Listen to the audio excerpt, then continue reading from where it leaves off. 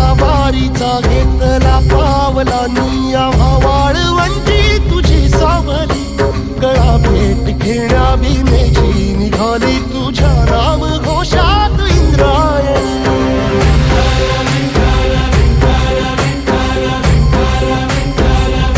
भिडे आसमंती ध्वजा वैष्णवांची उभी पंढरी आज नारावली तुझे नाव ओठी तुझे रूप ध्यानी जीवाला तुझी आस गा लागली